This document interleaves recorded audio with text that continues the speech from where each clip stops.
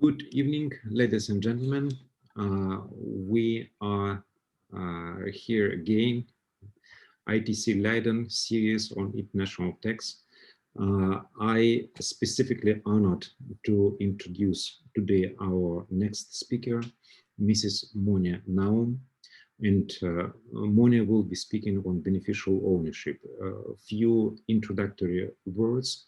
Monia is international tax and transfer pricing consultant. She has very vast and solid experience of working with tax authorities, which is also a very useful expertise. Tax authorities become stronger and more powerful, and Monia is one of the experts who are helping them to advance further. Monia is tax director at C Advisory, Singapore-based firm offering tax advisory and providing other services. Monia is tax expert in tax systems of North Africa and Middle East. Francophone Africa. I always I was always admiring people who can speak French, so it never happened to me, unfortunately. And Monia also studied in Leiden, as we can figure out her presence here, and in a number of other institutions.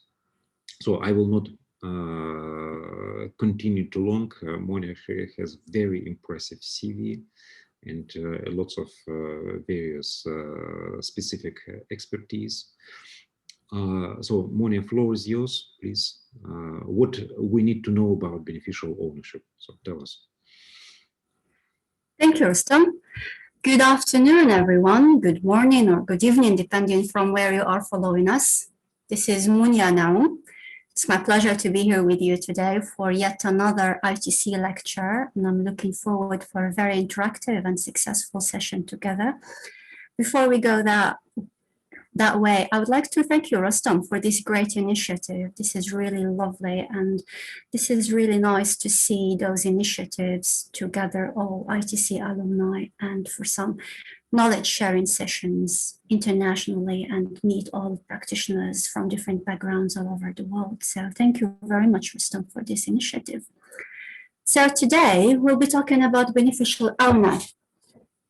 And when I first was talking with Rustam and we decided to do the beneficial owner, I jumped on it like, oh, okay, that's a technical topic. That's something we can go for.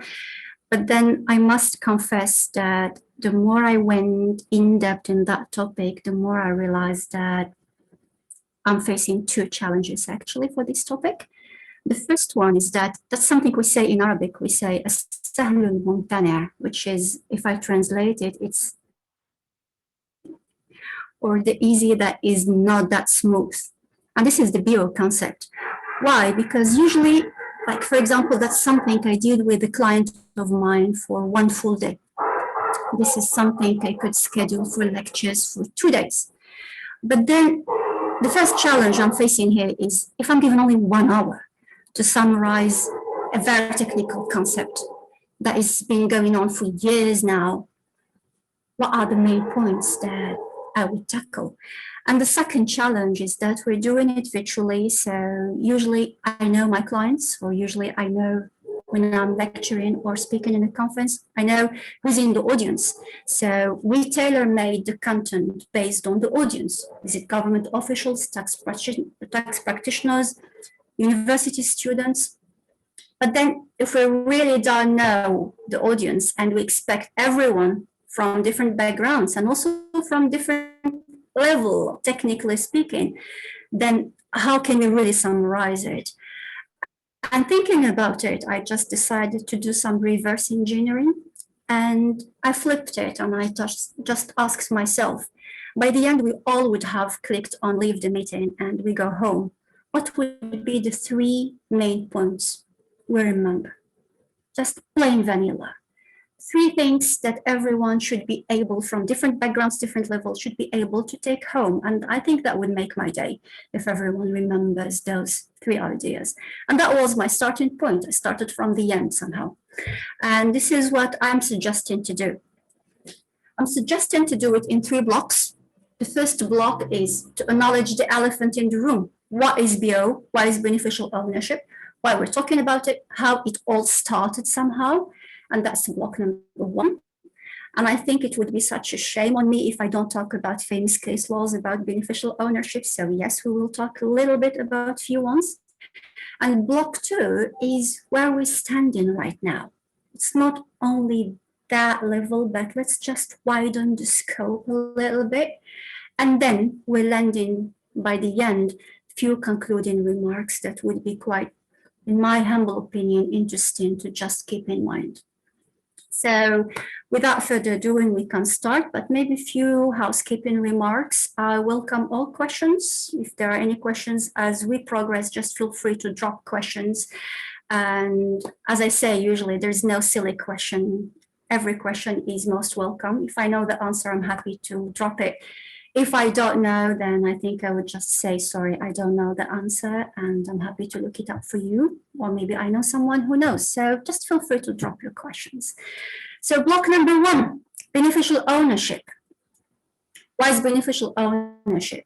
To start with, the beneficial ownership concept is simply an anti-abuse measure that's been introduced years ago, or let's say decades ago, to tackle tax evasion and financial crimes, in a nutshell.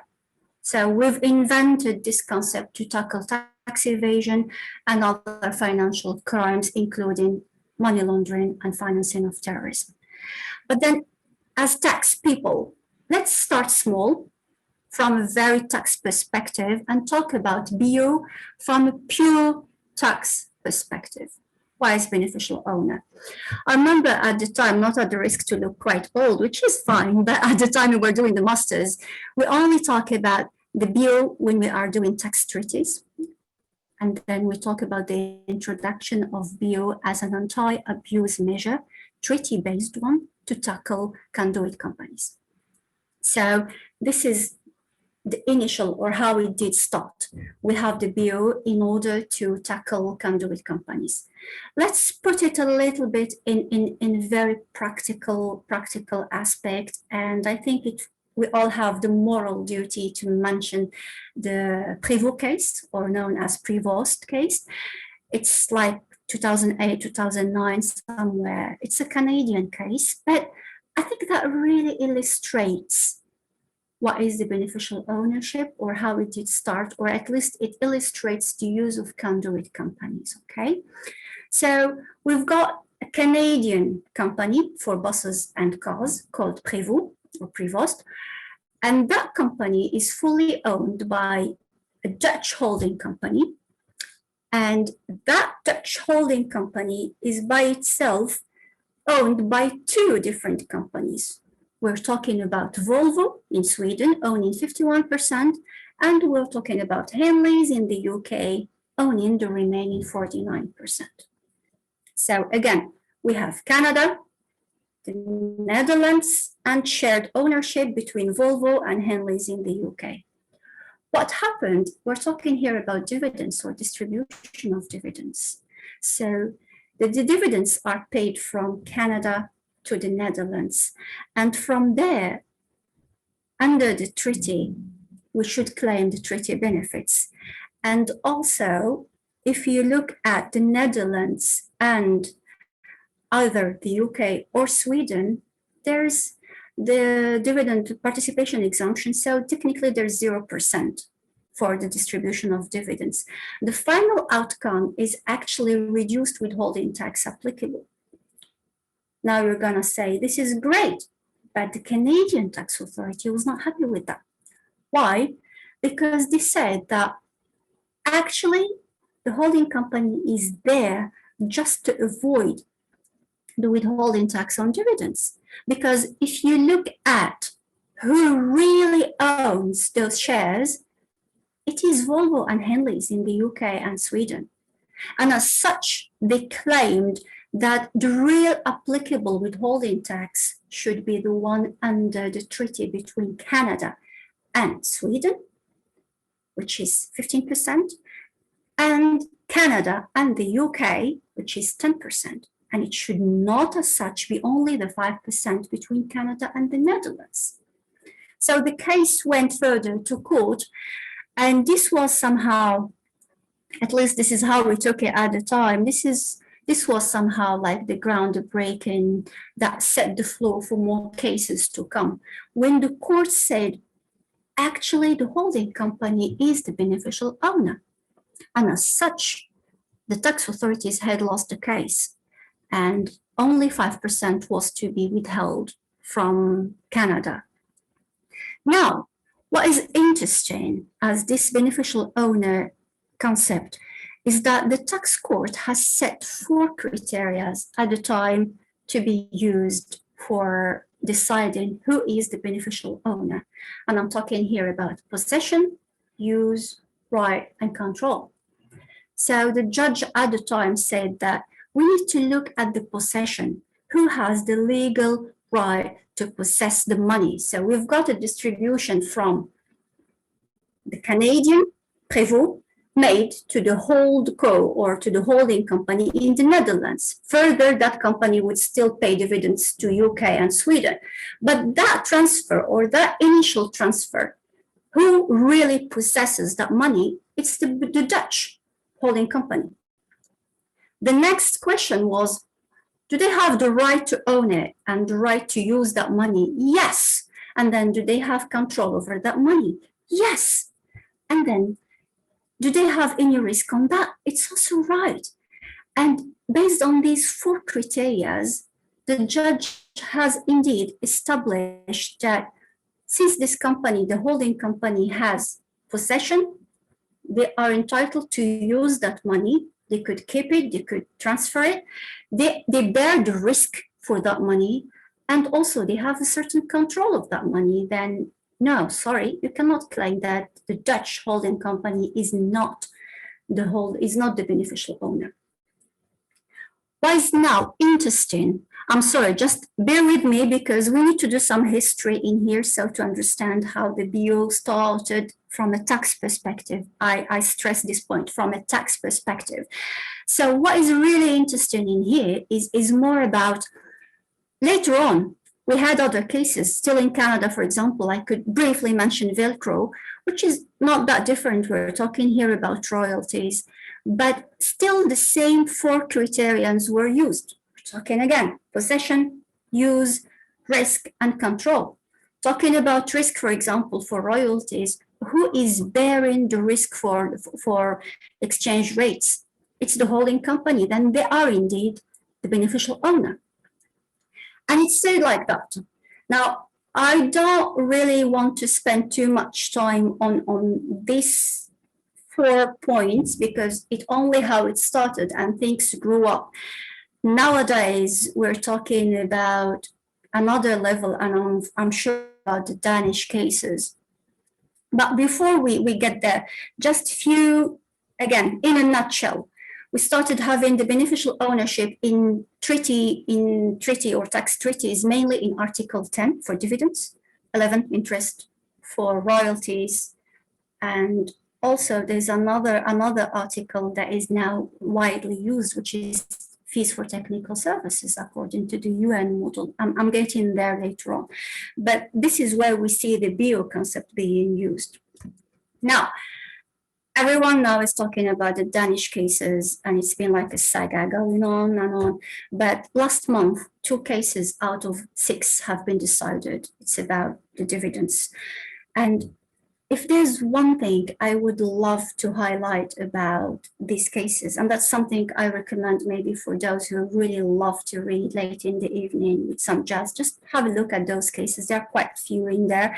But if I am to really summarize what's the takeoff of those cases, it is actually the feedback or the recommendations of the Court of Justice of the European Union, where they stressed, and once for good, hopefully, that actually the beneficial owner concept or notion is something that is definitely not limited to the international tax law, but is also something that is part of the EU tax law. And abuse of the BO concept is an abuse also of the EU tax law. Now, the decision from last month highlighted a few other criteria. Remember the four criteria talking about preview, we talk possession, use, credit, and control. Now, we are not really that far from there when we're talking about the latest decision last month. We are talking about 6 indicators, but actually they're not that far, but I would say they are rather more helpful. So what the court is saying in there, I mean, the Court of Justice is giving, they are talking about further indicators that could help to spot the abuse of the BO concept.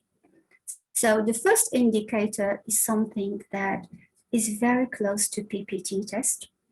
And it simply says, you need to look at the structure of the business. Is it done in a way to only take advantage of a tax regime? Then that's the first indicator, which is PPT somehow. Then we're talking about the next level. I'm having it here. And the next level is look at the money where it goes, which means that if we're having a payment of dividends to a holding company, this payment of dividends, does it really get immediately or shortly transferred? Then that's another indicator or red flag, talking about abuse of the concept. If the money gets paid and very shortly entirely gets transferred, we need to stop in here as well. Then the other level, which is not far from the second, which is talking about the redistribution. How much money is left within the holding company? If they take everything from this part and then they just pay it all together in there, then we'll really start wondering what this entity is doing. And that brings us to another level of scrutiny, which is we need to look at this holding company. What is their activity? And here, the Court of Justice gave other indicators,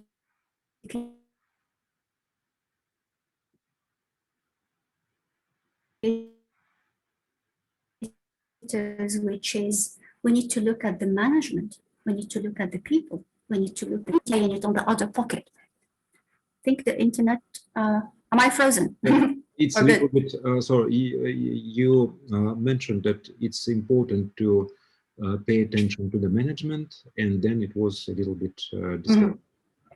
Yeah, so they said that we need to look at the activity of this holding company, because the entire case for those Danish cases is we're talking about payment from Denmark to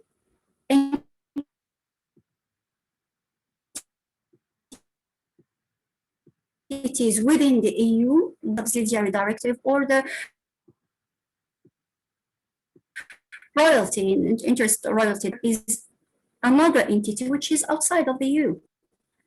So yes, we were talking about the management. So they say that another indicator for any activity happening at the level of this holding company or not. And here we need to look at the book sheet, the balance sheets. We need to look at the employees, which is, in my opinion and from my experience, something that could be still tricky. I remember when I was working in Qatar for some time, we had this detail about, do we need to have substance in holding companies? They were, holding companies are exempt, tax exempt in Qatar Finance Center. But then we had this question, like a requirement where, according to the regulator, holding companies are not allowed to have people. So before we really ask, are there any employees? Is there any activity? We may need to double check with the regulation of this country if this company or holding company is indeed allowed to ever have employees or have a certain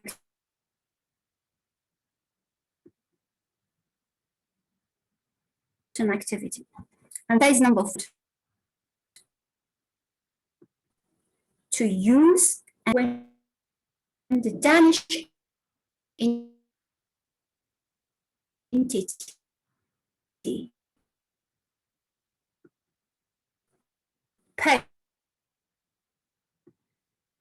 pays dividends, interest, royalties to this holding company. This holding, I'm saying that, does this entity receiving the money have the right to use it, to enjoy it, or they have no terms or no legal terms to make whatever use of this money? They only are recipient for the money and they have to transfer it. That's also another indicator.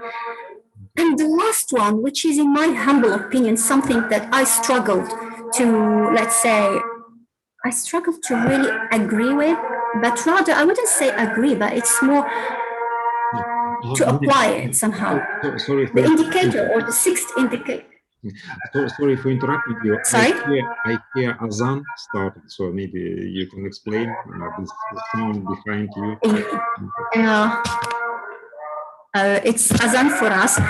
Okay. Here. So would be should be just wait, because you will not over Yeah. allow this. That will be difficult. Yeah, I think it's Okay. It's over. Thank you. Thanks for asking.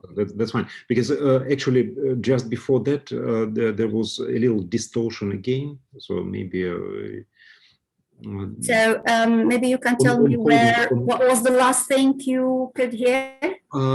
You mentioned that it is very important to take into account various considerations, because it's very easy for tax authorities to come and say, hey guys, you do not have any employees.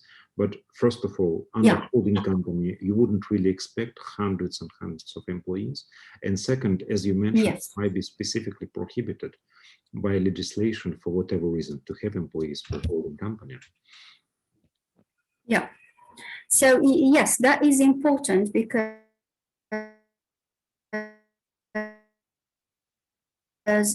before we could cover abuse of the BO concept, we may also need to consider whether there is an adequate legislation that is not prohibiting having employees. So it goes back both ways. So that is number 4. And then I spoke about number 5, which is the right to use the money from a holding perspective. So I have the holding company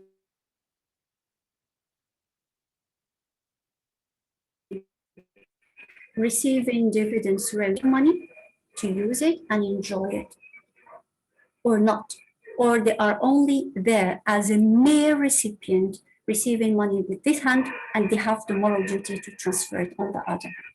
So that is number 5. And the last indicator that the Court of Justice has mentioned is a rather tricky one, in my humble opinion, because they say that you need to check whether this financial transaction or business structure has a certain new tax law, which means, the way I understand it, but please correct me if I'm mistaken, and I'm interested actually to hear your opinion, Rustam, or the audience. What I understood from here is more about, does that mean that if I am the tax authority and I could see that there is a connection between a certain financial transaction and me raise a red flag that, oh, that's an indicator for an abuse of beneficial ownership, personally, I'm inclined not to do that. Because after all, if I am the tax advisor and I'm advising my clients, I think it is purely legitimate to do so. It is purely legitimate to structure the business and the financial legal. I'm not saying do something illegal, but I would love to get the best of this new tax law. But then, as a tax advisor, does that put me in any situation where the tax authorities will be doubting my intention? Monia, again, or law as that's an individual. From my side, again, there was a discussion. Could you summarize or repeat this point about financial advisor? Oh, yeah, sorry. So the sixth point is there a close connection between the new tax law and complex financial transaction? Okay. That is the indicator. Is there a close connection between the new tax law and complex financial transactions? Which is, from my understanding, if we could establish that yes, does that mean that this is an indicator for abuse of law? Okay, clear. So now it's perfectly clear.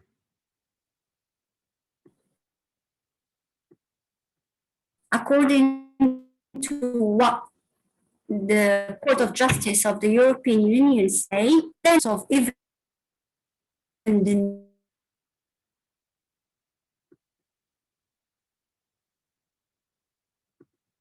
new tax law in a legitimate way.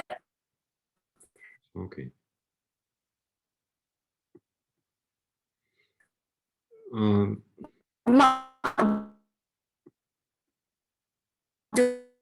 Doing something that is illicit, but Monia, something is wrong with internet. So maybe we could do this restarting or rewinding. You may disconnect, restart everything, and then get back, and I will just well. Okay. Sure. Because sure. It's really difficult. Yeah. Okay, good. So Monia will just restart her internet connection. Monia will disappear for a while, and we can have a brief exchange of opinions in the meanwhile. Monia, it wouldn't take more than 5 minutes, right? I'm just presuming how much time it should take. Yeah, sure. Okay. Less than 5. Okay, good. Okay. Monia will be with us shortly, because otherwise it's difficult to follow. Meanwhile, I see. Maybe I'd log in from my phone. That would be also better. Well, actually, now it is okay. So surprisingly, maybe we'll continue. But if this, so we continue or we'll start. Oh yeah, let's continue. Let's not do this interruption. Okay. Okay. Hoping that everything will smoothly further. Okay. Otherwise, just let me know if there are any issues. I'm happy to restart the devices or maybe switch to Zooming from my phone as well. That could potentially help. Let's continue. Okay. So that was the second point, talking about, just to make sure that we are still there. I said that we're going to talk about the bill in 3 blocks, where it all started, talking about the double taxation treaties and then few case laws. The second block is we're not there yet. So we are still at the first block, and we talked about the BO concept in tax treaties in Article 10, 11, 12. We talked about Prévost case. Now we are talking about the outcome of the Danish cases, that especially the 2 that were decided last month. And now the third case that I would like to share with you about BO concept in tax treaties, which is an interesting case from Peru. So the first ones are more about dividends. Now, I'd like actually to share another one about payments of royalties. So it's been decided less than a year ago. It's about a Peruvian case where we have a Peru entity that is leasing telephone equipment from a Chile entity. And as such, they are paying royalties to Chile. It turns out that actually that Chile entity is fully owned by a Mexican entity, 100%. So what happened is that the Peruvian, or the source country paying the royalties, said that actually this Chile entity is a mere conduit, and they are not the real beneficial owner of this income. And they say that the real beneficial owner is actually in Mexico. And as such, the Peruvian tax authorities refused granting the treaty benefits to the payment according to the treaty between Peru and Chile. Now, I think I would be interested to also have your opinion. What do you think would be the decision of the court on that case? Okay. Maybe we can ask the audience, maybe you can. Yeah. I'm interested to hear before I just share that. Okay. Well, is this the full picture of what the arguments of the party was? Because my response was, who cares who is the owner? This is not limitation of benefits. Yeah, we're discussing different concepts. So there are plenty of cases when there are different owners of businesses, and you are owned by foreign shareholder. It doesn't really mean that you are not beneficial owner of the income. These are completely different things. So that would be my maybe naive response to this this setting. But maybe there were some other issues. So is this the full set of arguments to discuss? Yes, actually, sometimes, yes, we don't really want to see who is the ultimate beneficial owner, but then the entire starting point where we're having this concept of BO before having it in tax treaties, we automatically have the reduced tax rate in Article 12, for example, or 1011. The reduced tax rate is being granted for residents in the other treaty partner, full stop. As far as they are resident, I'm happy. But then now we're going extra, or we have gone a long time ago, extra. No. It's not only about being a resident, which is in this case Chile, but they have to be the beneficial owner of the royalties. Mm-hmm. And to talk about the beneficial owner of the royalty, what was interesting is to decide what would be the criterion. Remember when we just started, we looked at Prévost or Velcro, and we said, okay, we have those criteria for income, possession, use, control, or risk, and stuff like that. But the surprising thing is that now, actually, I was amazed to see the reasoning of the court, because they have gone in a completely different direction. And in my opinion, that would be an opener for more cases to come in the future, because they said, wait, how about we do it with a functional analysis? Mm-hmm. And that was like, really? So aren't we talking about a tax treaty in here? And then all of a sudden, someone is bringing a TP language. Mm-hmm. For me, bringing functional analysis language into a DTA language was quite different. Why? Because what the court said is that do not say what the court said. Let's ask the question. Just give all the pictures. The reason why I asked if this full setting or not, if, for example, there would be a Russian court involved, they would be asking how many employees had this Chilean company which received the income. They definitely will ask what was the qualification. If they will find out that director of this Chilean company, recipient of royalties, was also director of other 200 of Chilean companies, they would say, hey, guys, yeah.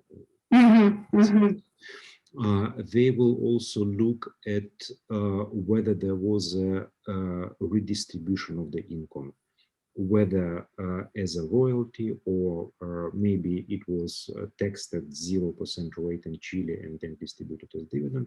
So they will look at complete picture, and they will also look at how much tax this entity paid in Chile, how much commercial benefit they derived.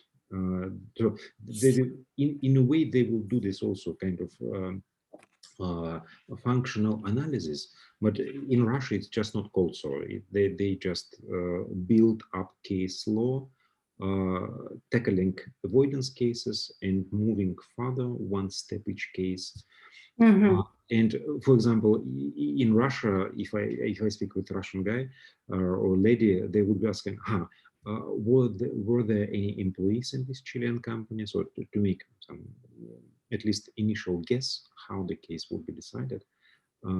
Employees, amount of tax paid, well, some whether there was a pass-through entity, or they really kept this royalty income. This would be important factors, and maybe you can just give all these pieces, and then let's find out what people would say, how they would decide, how they would expect the court in their country decide this case. This might be exciting exercise. Yeah, sure. I think I see here someone is asking about the name of the court decision. I don't have the name, but I have the number. I could give you the number of the court decision. And that's something we have, but it doesn't have a name. I couldn't find the name, and I couldn't find the English wording of the entire decision. Could only find summaries of the court decision. But to follow what you just mentioned, Rustam, what was published, or at least what I could find from my level, was talking about the functions. So the point here was about, let's look at the Chile entity, which is in our case the conduit, and see what they are really doing. So when we're talking about the leasing of equipment, so do we have people in there who are in touch for maintenance, for example, or who are in touch to negotiate for marketing or distribution or to provide those equipments? And then we look at the risk function, the risk aspect, which is if there are any issues with credit risk, if there are any issues with exchange rates, if there are any issues with the risk of poor quality, who bears the risk? Is it really Chile, or is it the parent entity in Mexico? And then the other element, which is the asset. Now we could talk about the asset as who owns legally the equipment being leased. So is it legally owned in Mexico or legally owned in Chile? But also the term of asset could also be interpreted as employees.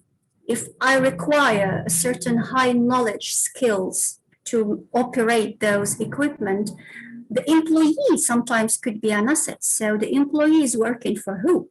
Is he or she working for Chile or for Mexico? People who are taking care of post-service maintenance, for instance, they could be an asset. Then where are they based? Mexico or Chile? And then we could talk also about, in case something goes wrong, to whom shall I complain? To Peru or to Mexico? To Chile or to Mexico? Who bears the risk of poor quality or post-service claims? So all these are elements to be looked at separately, and then I'm interested to see what the audience would decide if you were the judge of this case. Okay, but before that, would it be possible to indicate how or whether this is visible from the court case? Who was bearing the currency exchange risk? Was it Chile or Mexico? So no. Question. No, unfortunately, with my very poor Spanish, I wouldn't be able to read the judgment, but I could only read the summary of the decision in English. Okay. So those really detailed elements were not that much visible to my non-Spanish speaking level. Okay, then we will ask Nils Rovers. He speaks some Spanish. I know this person quite well. He's my good friend.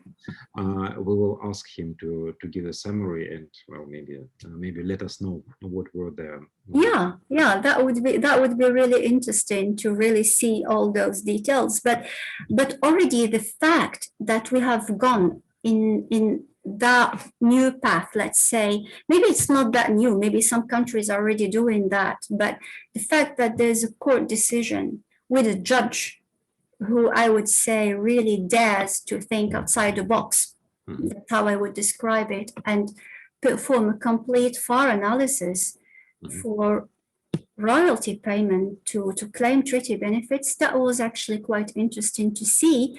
And quite, I must say, frightening for the international or for the future of the international scene. And I will get there later on in block 3, but for the time being, to wrap up block one, I don't know how well we are doing on time now. Well, we are slightly behind the schedule, but Okay. if you're okay, if you can, this is exciting discussion. May I give a wild guess? I'm not trying to impose, well, my thought on anyone, but again, interpreting this, I don't think it was a taxpayer who went for this functional analysis. So normally taxpayers, they are defensive. They're not proactive. They would not go, okay, we bear a currency exchange risk with this. It would be more likely that tax authorities brought this argument. And if they have done so, they should have good reason for doing this. So if I was on the seat of tax inspector, I wouldn't be bringing up this currency exchange argument if I wouldn't be sure that I would be winning. I wouldn't be bringing up this who is dealing with complaints if I wouldn't see the weakness in defendant side. So if they went too far, and presuming these were the winning arguments for the tax authorities, I would let's make the voting. So who do you think should have win this case? I would think the taxpayer lost. So the taxpayer, the tax authorities' position seems to be more convincing. I do not know what was the real situation, but tax authorities are raising these sophisticated arguments. They should have reason for doing this. That's my reasoning for concluding on this. I think I've lost you somewhere. Yeah, it's actually good that you mentioned something that really reminds me of the time when I was auditing transfer pricing cases. And you're right, Riston, because if I am now to advise my taxpayers or to advise my clients, I wouldn't really open fire on myself providing this functional analysis. But as you rightfully mentioned, the tax auditor themselves or the government, they are the one to go for that detail. And it becomes easier when you ask for it, but it's now I'm putting the hat of a government official. It's how you ask for it. Maybe not everything as a bulk, maybe in a very structured way, but yes, the taxpayer would not provide those details unless if they are accused of something or unless if they really want to use it to prove the opposite. But just spontaneously, it's not in their favor to provide that. But from a tax authority perspective, when you have doubts and you want to really prove, now if I'm putting myself in the shoes of the Peruvian tax authorities, I would definitely ask this Chilean company about the nature of the relationship between them and their parent entity in Mexico. And I would definitely provide them with a questionnaire or something where I need to know who's doing what, who's bearing the risks, who's owning the asset. And it's not only like 3 questions, but it's more like so many structured steps. So you could really come, it's not 0 or 100%, but it's more about coming to a certain percentage that this one is slightly heavier than the other one, where you could really gather all that information and come to the conclusion where, yes, it is. Okay. It is a conduit company. Okay. Well, meanwhile, we have let me demonstrate the results of our discussion. Basically, who won the case? The 2/3 of the audience think that tax authorities won the case. Okay. This taxpayer. So tell us who was the lucky one in this. The majority. Okay, majority. The majority is right. Okay. And again, the fact that the majority is right is maybe only in this case. I don't want tax advisors to really get disappointed. You can still build up good cases for your clients. Just make sure how you present the case to the tax authorities. Do we have any other question in here before I move to block 2? We have a number of questions or comments, and I would really like to ask you to post your questions in questions and answers section because it's just easier to deal with. because with if you post it in chat, then we need to scroll down and really look for this. So let's go through question and answers. And there we have this, number of questions. Why does BO concept apply to dividends and not to capital gains? Faisal, come to Russia. In Russia, it applies to Russian tax consultants would be crying, but there are cases when tax authorities apply to beneficial ownership when they see some abuse, and they would. Yeah. So next, indicator connection legislation to judge. So this is all about the court case, which we more or less discussed. It would be great if you can share some, or allow me to share the piece of information which you gave yesterday, so I can just share it with other folks on this Peruvian case. Maybe what I can do is right after, or by the time you publish the recording, we could put it as a comment to the video, the number of the decision. Mm-hmm. So for the Spanish speakers, they could easily track it and go for the decision itself. That could be easier potentially. Okay, yeah, that's also name of the court, decision discussed. In case that the company did not take the appropriate judicial decision for it, can I obtain contrary judicial that you suggested for the company? For him, it's I don't know. I'm not really an expert in Peruvian system of appeal, because normally, if there is a decision of the first court instance, you can appeal to a court of appeal. Then you go to court of cassation or Supreme Court. No idea how it is done in Peru. I don't know either, but this is actually a recent case. I think it's been published last year. So if there's room to still appeal, maybe we could still get another surprise from that case. You never know. Okay, good. Well, so I think now we're ready to move to phase number 2. Next block, yes, but yeah, I thought that block number 1 is like a must to have.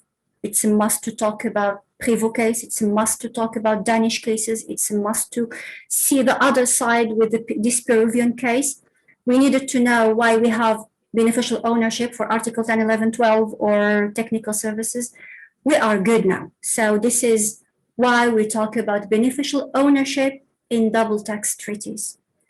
Mm-hmm. But then let's lift it up a little bit wider, because the world is not all about taxes. And this is something that I would claim myself being guilty of, as maybe other colleagues in taxes. We tend to see everything from a tax perspective, but the world is not like this.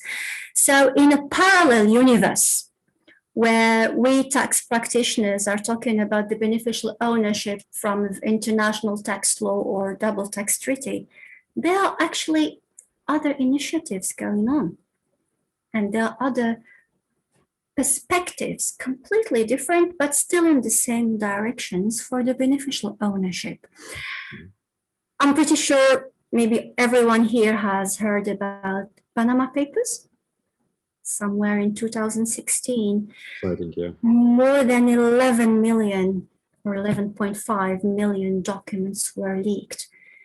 And this data that were leaked, it was completely about more than 200,000 offshore companies.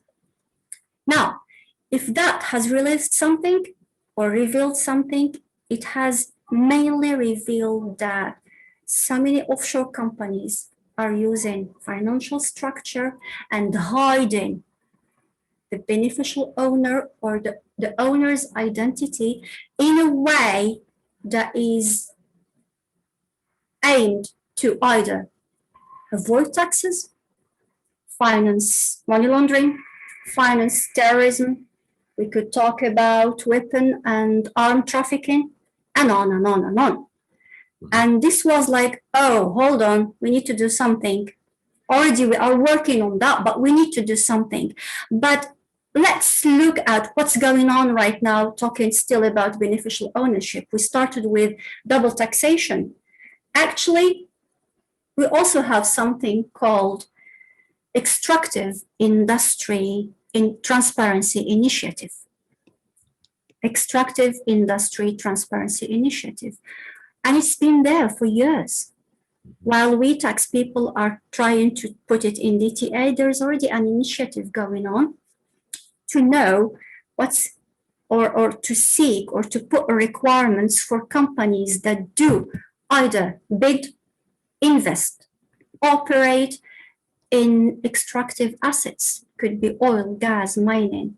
And the main point about this initiative is for governments to really keep an eye about who are the real ultimate investors in my assets, in my extractive industry.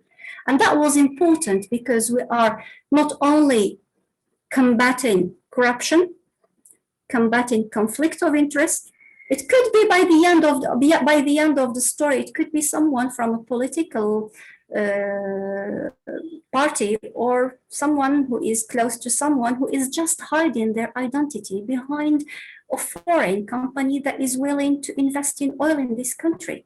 So there was an initiative that requires, no, I need to know who owns what. And talking about who owns what, we're talking about the identity of the beneficial owner. We're talking about the level of ownership. We're talking also about the nature of control they can exercise. And that is important. Maybe one of the greatest experience I could share is Myanmar, for example. In 2018, Myanmar has launched an initiative for recording or collecting a register of beneficial owner in this industry. And they have done that in really tight cooperation with all the government agencies in the country. And 2 years later, together with this initiative, Extractive Industry Initiative, Transparency Initiative, they managed to launch officially in 2020, if I'm not mistaken, they managed to launch a public record that is available in the Directorate of Investment and Companies Administration. And out of, I think, around 160 companies operating in gas and oil or extractive industry, around 120 have already complied with this requirement. They know who's owning what and what's the level of ownership. And that is really beneficial for the country. So we're looking at, number one, here's another initial. So tax treaties, then we have another one, which is extractive industry. But I'm very sure that we have also heard about Financial Action Task Force for combating money laundering and the financing of terrorism. What is really good about this action is that it provides a clear-cut definition of what is the beneficial owner, straight to the point, and they provide a threshold for the ownership. So under this, I would call it FATF, Financial Action Task Force. Here, they provide a definition of what is a beneficial owner. A beneficial owner is a person, an individual, who owns directly or indirectly at least 25% of the shares or voting rights of a company. And, or they also have the capacity to exercise control to appoint or dismiss managers and directors. So this definition, as provided in TFT, we took it from there, and I'm very sure you also heard about famous BEPS initiative and all the action plans, and we're talking about exchange of information as well. I think I don't want really to jump in CRS because I understand we have a great lecture about it next week who's going to talk about CRS. But what I really want to talk about here is more about all the other initiatives. So we have the BEPS initiative, and under BEPS, we're talking about exchange of information, the Global Forum for Exchange of Information. And in there, we're talking about either exchange of information, open request, and exchange of automatic exchange of information. Now, the good news is the definition of beneficial ownership here is the very same one imported from the financial action for tax forces, which is good. So the takeaway that I'm trying to highlight in here is there are so many initiatives. We have anti-money laundering, we have exchange of information, we have extractive industry, we have combating and financing terrorism. Let's look at if there's one that is already giving me a great definition, which is a clear-cut definition. If there's an initiative, let's say, for example, the Global Forum is borrowing the definition from the FATF, and that's good. However, the Global Forum still mentions that I am fully aware that the definition in here is quite vague. Maybe I would still sometimes need to narrow it down for tax purposes, because after all, the Global Forum is only for tax purposes. So not everything in here is applicable to me, but still it is a great starting point to have it. And this is actually what I really wanted to mention about these initiatives. I don't know if we have any questions so far in here. Well, the question, or rather comment, should we distinguish this? Because actually, on a number of occasions, this argument was used by the Russian tax authorities, I believe incorrectly, in a way that if this is not ultimate beneficiary, so basically they mixed concept of, or intentionally used the concept of ultimate beneficiary to challenge the beneficial ownership status. For example, they said, okay, you have shareholder, therefore you are not ultimate beneficiary of the income. End of the story. So that they, in this case, okay. I can imagine that, especially in joint ventures, this intermediary subholding company might be not a really ultimate beneficiary. Does it mean it should be denied the beneficial ownership benefits in respect of the income? So where we should make the borderline between beneficial ownership for purposes of double tax treaties and beneficial ownership for purpose of anti-money laundering or information, etc.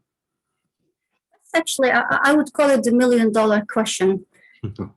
But if I were to mention an example, and that was actually a very great example, and for those who really love reading, there's a very nice tool published by, it's a toolkit published by the OECD about the beneficial ownership.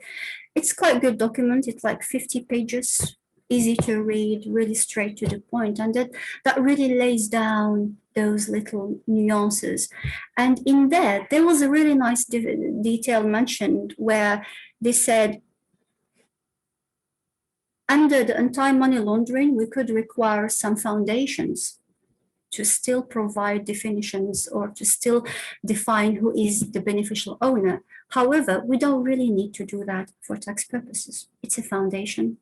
We don't really care. So that's a limit where it is required in here, where I don't really need it in there. But it's good that you mentioned active, because I could easily give you the other opposite from United Arab Emirates. The audience, you might have heard of the UBO regulation published by UAE. It's the ultimate beneficial owner. It's been published, I think, last year. Yeah, 57 or 58 for last year.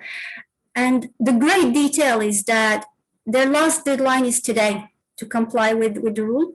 And starting from tomorrow, UAE will be imposing penalties for lack of complying with the declaration or providing who is the ultimate beneficial owner. And that could easily go to somewhere around $27K penalty, starting from, it's like 100K United Arab Emirates dirham. And it's not all, it could also go to some administrative penalties, such as withdrawal of the business license for the company. Now, why I'm mentioning this case, it's more because the definition of ultimate beneficial owner provided in this regulation is quite straight to the point. I'll try to really recite it from what I remember. The ultimate beneficial owner is someone who directly or indirectly owns or have voting rights for at least 25% of the shares or the voting rights in a company, and or someone who also has the right to exercise or to dismiss or disappoint or name the majority of directors and managers. Now, if you look at only this, which is quite similar, I think after 1 hour, you see that the definitions are quite repetitive, which is fine. But then when you see that as, okay, we're talking about ownership, control, ownership of shares, or voting rights, minimum is 25%, directly, indirectly, that's great. Or also the right to exercise, or the right to appoint or name someone or dismiss someone. Now, you could push this case to the other level and say, what if I have no one? Maybe no one is reaching that level, and maybe no one has this level of control they could exercise to appoint or dismiss someone from the board of managers or directors. And then here, the regulation goes to the next level and says, oh, actually, if not, any person who exercises a certain control in this company. So far, we're good. And then you could still argue that, oh, actually, no one has control in this company. Then in that case, the UBO regulation goes to the next level, which is the last resort. Then give me your senior management. In this case, I would still consider the senior management of this company as being the ultimate beneficial owner. Mm-hmm. So it is somehow structured in a way that I have to catch someone. I have to have someone as the UBO. And that is quite good to have, to go to this level of no one is escaping. I have to have a name. And of course, we need to know what they're doing and the level of control and so on and so on. Okay. Talking about just one detail I'd like to share about this, and just now I have all those percentages. We quite often talk about a threshold for ownership, for talking about beneficial ownership. But then I was quite impressed to read that, for example, the experience of Myanmar, it's 5%. Mm. I don't need 25. We're talking about extractive industry, 5%. No need for 25. So we tend to think that it's 25, but just be careful about the legislation, which country you're talking about and which industry you're talking about. The level of ownership could really vary. I don't know if there are any pending questions in block 2, because my point here in block 2, and that's something, again, we can talk about for an entire day. We can really go deep into the exchange of information mechanisms, either on request or automatic. But my goal from this lecture today is more to shed light and to draw the structure. I'll be happy if we have the algorithm clear and we can still fill it in. We know where to go for extra information, but at least we have the structure, and I hope I'm managing to do that so far. Any questions in block 2, and then we can move to concluding remarks. I hope we're not running really behind schedule. You have all your time you need, so whatever it is, because there will be recording, and I understand in some part of the world it's quite late, but I just don't want to run the risk to be boring. Oh, it's really interactive, exciting, and one of the most lively lectures I have seen so far. Thank you. So that's really good. Feel free to continue. And people who really need to go, there will be recording, so not worry. I don't want to force you to sit on the screen. You will be provided with access to recording of this discussion. Yeah, because I see that people are asking if it's possible to watch Mustafa. Yes, I think Rustam will send us all the recording later on. Yeah, there is actually one last point when I'm still in block 2, and then we can move to block 3, which is you also have heard of the EU fifth directive, fifth update of the EU directive for anti-money laundering. This is also something where we're talking about beneficial ownership. And the good thing is that as per this directive, companies are requested to really declare who is the beneficial owner. But not only that, is that those registers are publicly available for EU member states, which is a big deal, providing a great level of transparency about who is. When you think where we started from, remember Panama Papers, and we don't know who is the beneficial owner, and then people are hiding behind legal structures or arrangements like such as trusts, and then we have information publicly available. Talking about publicly available, some countries, for example, they could have anti-money laundering requirements or regulation where the BO is one of the requirements. But sometimes this requirement could be lifted in few exceptions, what we could call them exempted entities. And that could be, for example, it's not that they are exempt from providing who is their beneficial owner, and then as such, they are totally opaque. No, it is more that we can exempt them under this regulation because they still have to provide the information under the other regulation. I'll give a small example with publicly listed companies. Publicly listed companies, they have to provide declaration about their beneficial owners to the stock exchange or to whoever authority or government authority who is keeping an eye or controlling the stock exchange.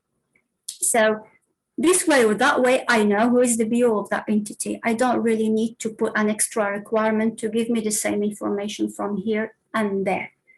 So bottom line, again, we started from block 1, tax treaties, technical article 1011, and so on. And then we said that it's not only something within the double tax treaty, but there are global initiatives. There are global regulations where the BO is somehow something repetitive. However, some initiatives may borrow the definition from others. And then we talked about the BEPS Action 5, and then we talk about requirements to exchange information under the Global Forum. We talked about extractive industry. We talked about just briefly mentioned, I'm only mentioning the initiatives, the EU Directive for Anti-Money Laundering.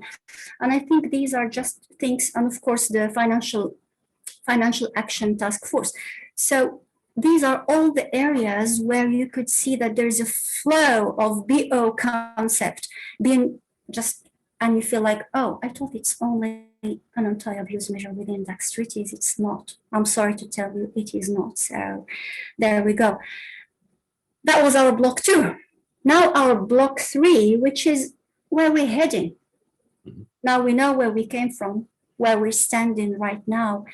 Let's talk a little bit about the future, where we're heading.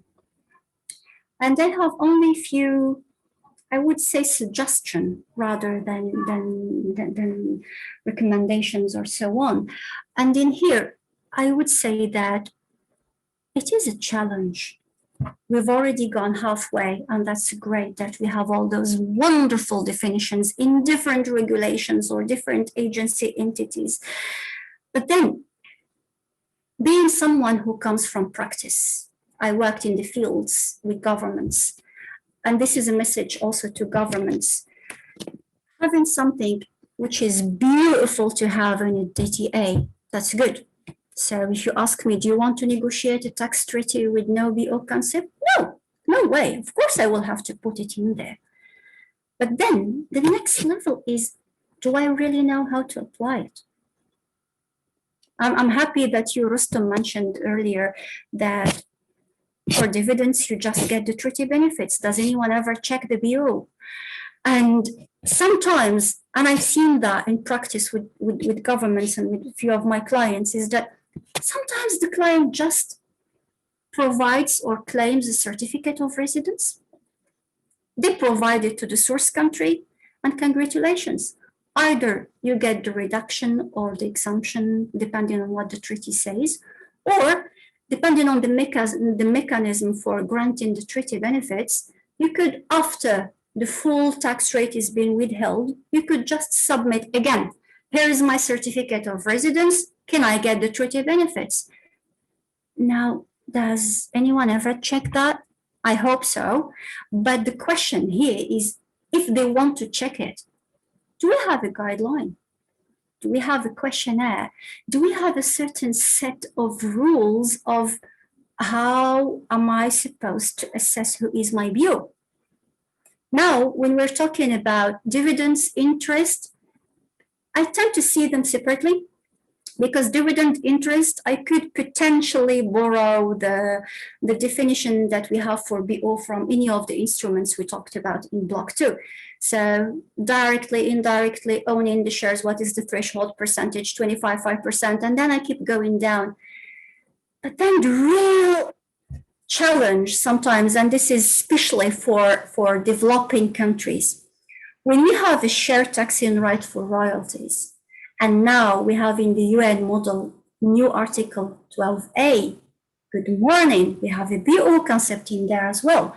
And it is of ultimate importance for developing countries to secure good taxing right for fees for technical services. Then do we have the measures to secure that this is indeed the BO? And back to the Peruvian case. Do we really check who's doing what, who's assuming the risk, who's bearing whatever, who is having the asset? And do we really go for that? I really hope they do. And if not, it is time to have a certain, let's call it at least a guideline. And this is actually a guideline. I'm not only talking as I'm a government official, but also for tax advisors, because I don't take things for granted and just assume that I will automatically get the reduced 5% withholding tax rate or even get an exemption. Bad surprises is the last thing I want to have for my clients. It backfires on me as well. So the point in here is, yes, I want that, but I would rather really secure myself with good substance that proves that I am the BO. So that is the first remark I would like to share in here. The other remark is, we started from a micro level, from a double tax treaty aspect. And then we went a bit on a wider scope for global initiatives, and then back landing on earth with grounds. And we're talking about the practical aspect now, how to apply those tax treaties. But I'd like to take you back again to another macro level and see it from a government perspective. If I don't have those guidelines, maybe my neighbor does. Maybe I am the tax authority. I don't know really what is the beneficial owner, but potentially I have a register. I have the company register within the Ministry of Commerce that requires companies to provide me with the beneficial owner. So all I need is just look at the neighbor's door and get the information. All I need is potentially, since I'm collecting exchange of information data, and I'm sending it globally because I am requested to comply as a government with the global initiatives and the global forum, then I should also use that information. I am being thrown with so much information about the beneficial owner that I only need to focus a little bit and see that there's a lot happening. If I am the tax authority and I don't really have information about the BO, I can get it either from other agencies, either from other ministries. I could get it. Some countries have it within the central bank. Some countries have it within the company registrar. It really depends, but it is in there. For sure, if I'm seated with the prime minister and all the ministers in there, one of them on this table has the information. And I think that really what matters is to work on a macro level and also to use the global initiatives to really extrapolate the information. Yes, I'm happy to serve as a government. Yes, I'm happy to comply with the international standards, but I also need those informations to secure my tax sovereignty. And I think the third point, which is, I would rather say it as a piece of advice, if I may allow myself to say so. I remember when I first joined ITC some quite long time ago, we saw that the trend is people in my masters were either lawyers or accountants or economists. So usually it is the same triangle. And I used to feel a bit intimidated when I have to shamefully just declare myself as, oh, no, actually, I'm none of the above. I'm an engineer. And then I got used to hearing, what are you doing here? Yeah, I just followed my passion. I can't help it. But the point I'm trying to mention here is that the times where we have, because as we progressed within the masters, we noticed that, for instance, I hope it is just an assumption maybe or a feeling, I would say. I noticed that some majorly the lawyers are very comfortable when it comes to the EU law or to the tax treaties. And then people who are gifted with numbers are happy when we land in the transfer pricing, and especially economists. And it stays like that. So with the international scene, we have, are you a TP person or international transaction person? And in my humble opinion, I strongly recommend that we try to be all of the above. It is not easy, and I'm not asking if you are to rate yourself from 0 to 10, 10 for excellent. Yes, it is great to feel that I'm 11 out of 10 in transfer pricing. But personally, I would be rather happier to score 8 out of 10 in TP, in EU law, in DTAs, in exchange of information, in all the greatest BEPS initiatives, because this is where the world is moving. We are really mixing everything together. Proof, we have a judge who is doing a functional analysis. And proof, we have other initiatives outside of the tax world that we are importing. So it is time to work globally, to have global teams, geographically, but also from a background perspective. We need to gather all those profiles so we could really secure.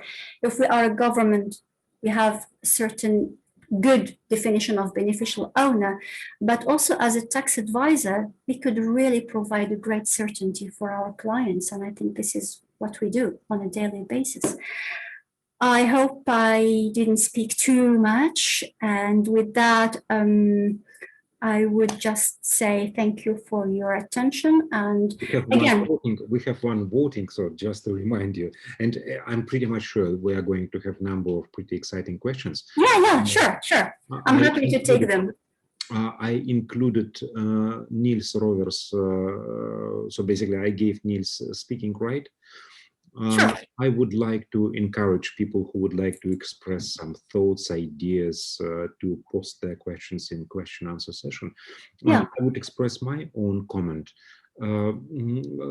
As you spoke, I thought, again, maybe in pretty naive manner, but beneficial ownership is a crucial concept for defining entitlement to double tax treated benefits, for example, for interest and royalties. And from Russian perspective, I do not really recall for quite a while a clear-cut case where I could say, well, except for very simplistic structures when there is an individual getting money from Russia, so there would be no question of beneficial ownership, or when there is a public company getting money directly from Russian subsidiary, again, no questions of beneficial ownership. But if this is a subholding company, if this is a joint venture, it's very difficult to give the certainty, because tax authorities, they are so creative and sometimes they're trying to tackle the structures which had no idea of tax avoidance whatsoever. So this is just business. They need to separate their commercial risks. And this is the reason why they created these 10 subholding companies. And of course, they cannot put 50 persons on payroll on each of these subholding companies, so they function centralized. Well, the very basic requirement for, say, legal, the good legal order is violated, so no legal certainty. When you are paying something and you have no clue whether you can apply this benefit or not. And the only reason is to encourage tax authorities, encourage the ministries of finance to enter into dialogue. There is a very good initiative of Kazakhstani Ministry of Finance. They drafted, at least draft draft clarification on how they are going to apply, well, actually not beneficial ownership, but principal purpose test on examples. So they just followed OECD commentary and they slightly modified it. It would be really great to have cooperation from the side of tax authorities, because in a way they will help bona fide taxpayers to behave in a compliant way, because it is not like people are all these companies are crooks which want to save on taxes. No, they are happy to pay what is required to pay. They just want to have a certainty. And there was interesting comment from Niels Rovers. I do not understand. Actually, this is the reason why I gave Niels Rovers the speaking opportunity, why the Swedish and British shareholders in previous cases were not the ultimate beneficial owners. Well, actually, my understanding of this case was that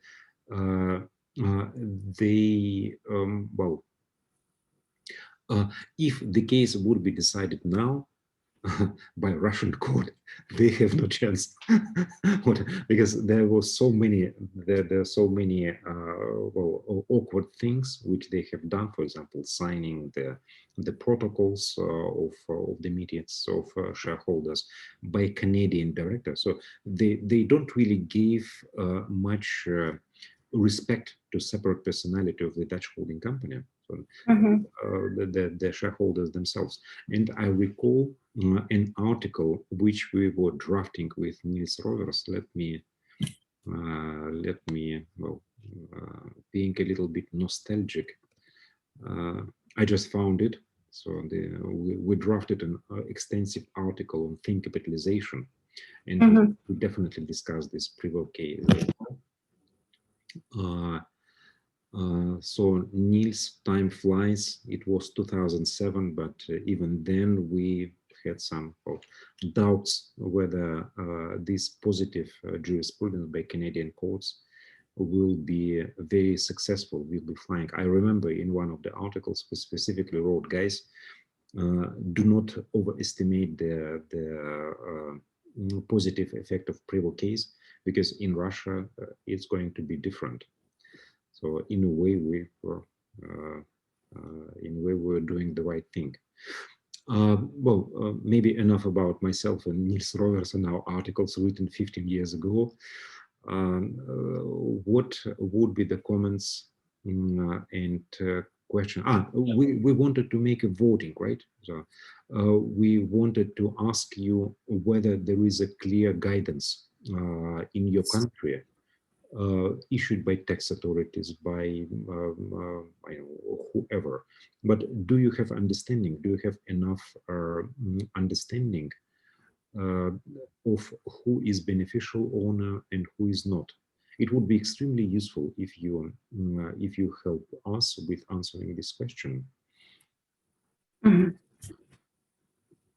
Please share with us experience in your country. Do you have? Wow, I have. At least 1/3 of respondents live in wonderful, amazing countries where they have this guidance. Wonderful. That's great.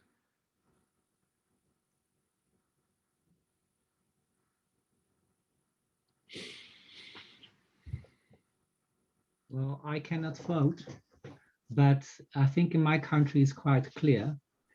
And then, well, returning to the previous case, well, bearing in mind that you told us about the majority, but the shareholders do have the majority, and they have, can have big influence on the decision makings. I'm actually still surprised why this all happened in this way in the previous case, because that was actually the case. Well, in Prevo case, Niels, you might recall that first of all, they played a lot with. This is not the Prevo company winning. This is rather tax authorities losing. Yeah. Because well, first of all, the top stars of international taxation, including Stefan Wegel, were involved on the side of taxpayer. Mm-hmm. So they was just intellectual power was so strong, and they played around difference of concept of beneficial ownership in French text, because it was Canada. That's true. Yes. In 4 different languages. Yes. So they rather pointed at weak spots in the position of tax authorities, then defended their substance at the level of the Dutch company, because at the Dutch company nothing was happening.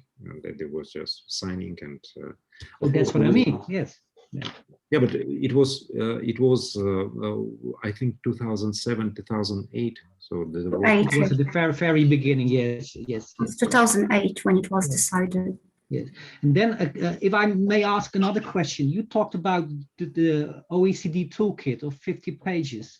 Yes. I'm actually wondering whether this toolkit, for example, is used in such a Peruvian case or other cases. And if not, why not? Because I think especially for you being an engineer, it must be so frustrating that there, all these regulations, all these decisions make it so vague for us, not very clear and not very, punctual, I would say.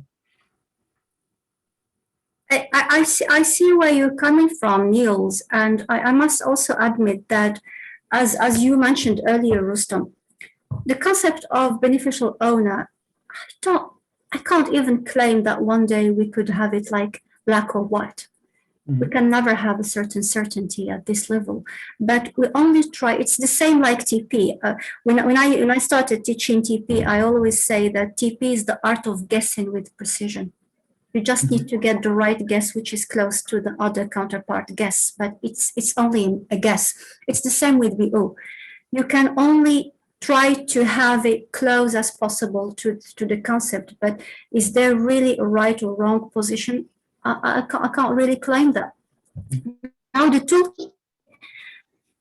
is it really used in the Peruvian case? I'm not very sure, because the time lapse, this one was published in 2019, and I think the case was released somewhere last year, but I don't think really they are close to each other.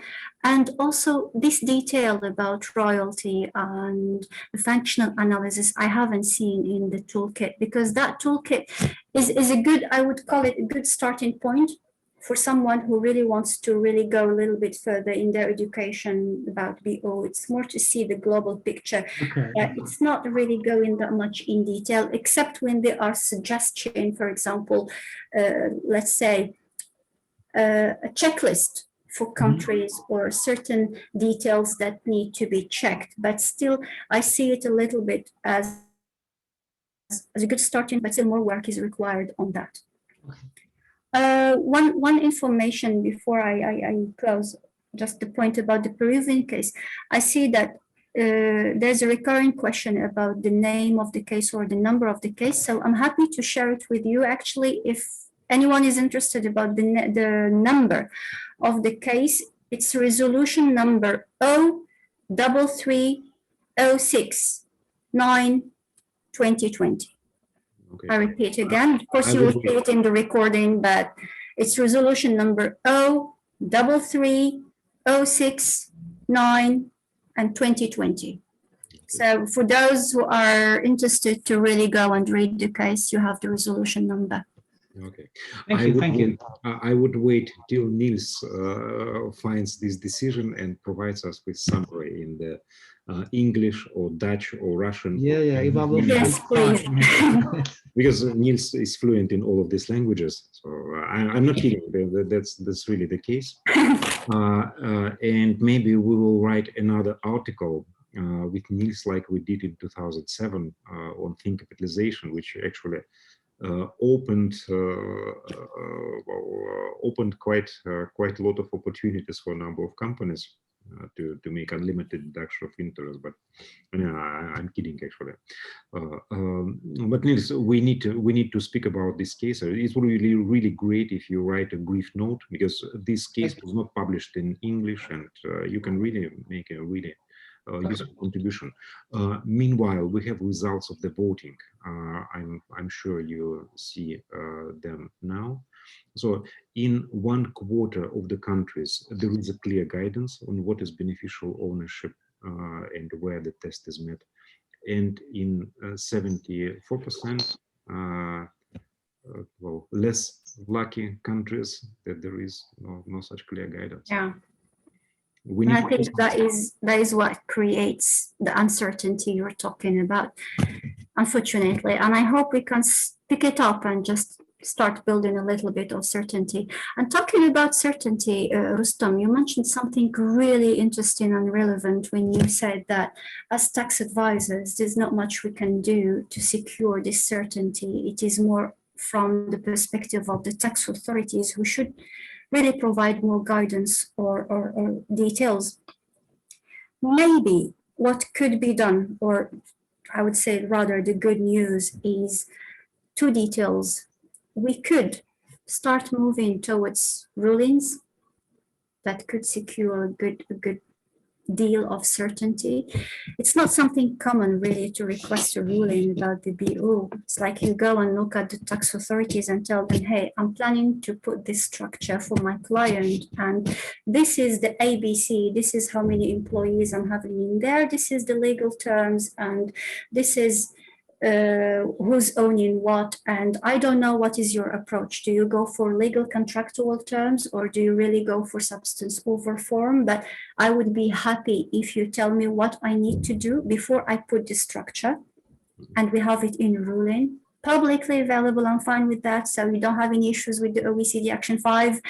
And then I also secure certainty, especially maybe for small deals, there's no need for that. But if we're talking about big arrangements, about millions or $1 billion arrangements, ruling could potentially serve in this order. Then this is the issue. Hopefully there won't be any issues. The post issue, if we're talking about BO from a tax treaty perspective, is now we are having more MAP, mutual agreement procedure. And since the BO, that's something that is mentioned in the commentaries also, the BO is something that should be interpreted only within the meaning of the tax treaty, then yes, great news, we're having MAP. In case of any issues, we could still potentially do something and ask the governments to, usually it's not really, it's ask the source state, because the problem is from the source state denying the treaty benefits, but we could still look at maybe in a resident of the resident state, I could still initiate the approach and ask my government to go and look at the source state and claim, no, you really have to give them the treaty benefits, because as per the interpretation of the BO, they are the BO.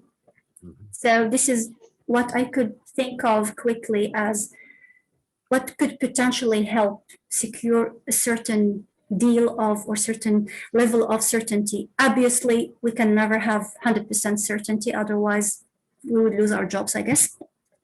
Well, I would be happy. I would be happy to lose my job if there is actually yeah, we'll find other things to do. What we discussed with Case Van Rat in the very first lecture, International Tax Code. This would resolve quite a lot of these issues with mismatch of interpretation, double taxation. Lovely, amazing idea. So let's work on this. Let's work on this. I'll start consider training judges in international taxation, maybe. Well, thanks a lot for this excellent live and very exciting discussion. Niels, you have some comment, right?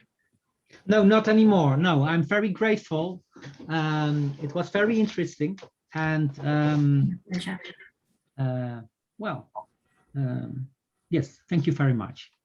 My pleasure, and thanks for everyone for keeping up with us for 1 hour and a half. You did a great job. I hope it was not very boring, and I really hope you are taking something home, which is why we have BO in double tax treaties again. Number one, why we have BO. What is BO? Just in a plain vanilla language for a 6-year-old child. That's great. And then what are the issues raising? We can talk about few case laws. Sometimes we need to just look like we know a lot about case laws. So you've heard about few case laws. And then we talk about global initiatives. At least we raise awareness about what's going on in the global initiatives and some recommendations. I hope that was helpful. Apologies if we're not able to somehow address any of your questions. You have my email in the announcement of the lecture, so feel free to reach out to me or via LinkedIn, and I'm always happy to discuss further on that. Once again, thank you very much, Rustam, for this great initiative. It's really wonderful to keep up with all the ITC alumni and discuss technical issues in very not too much technical way. Well, thank you very much for this excellent presentation, for very useful examples. And actually, one thought I had afterwards is we collected the responses of people who say that we have guidance, we know how to define beneficial. I think I will approach you, if you will not strongly object, with simple question, guys. Share with us guidance and experience and policies of your country, and we will just share this with everybody, because knowledge sharing is what we're here for. Yeah. Maybe we will find some useful solutions. So that's really what we can do to. That would be helpful. To make some progress on this. Thank you everyone very much once more. Wishing. Pleasure. Thanks for having me. And have a great evening, everyone. Goodbye. Goodbye. Goodbye. Thank you.